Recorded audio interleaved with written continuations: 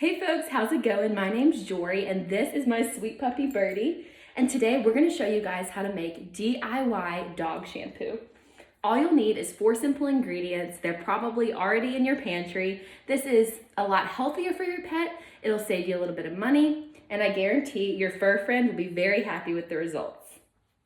All right, let's get started, shall we? So we're kicking things off with 2 cups of water. And then we're gonna go in with 1 full cup of baby shampoo. If you're wondering why baby shampoo and not just some normal shampoo you already have in your shower, it's because it's really great for sensitive skin, and your dog's fur is a lot more sensitive than your hair is. So going in with baby shampoo really helps to combat any itchiness or irritation that your dog may experience. So we're gonna go in with 1 full cup of the baby shampoo.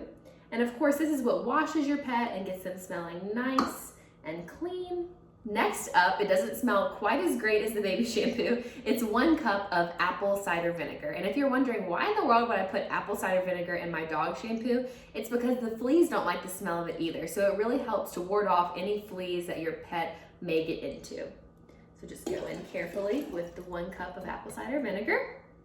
And then lastly, this is totally an option. You do not have to put it in if you don't want to, but my sweet Birdie, she has dry skin. So I'm gonna go in with 2 tablespoons of aloe vera, and that really just helps to soothe, comfort, hydrate her skin. So if you have it lying around, I would definitely say, go ahead and put in the aloe vera and just give your pet a little bit of extra comfort.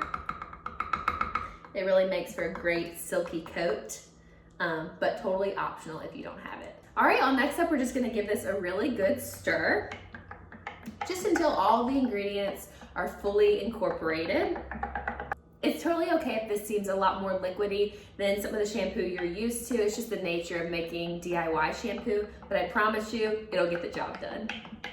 Okay, and once you're done stirring, you can transfer this over to an airtight container or a shampoo bottle that maybe is already empty. That way you can keep it in your shower and have it ready to go for whenever your pup needs a good wash.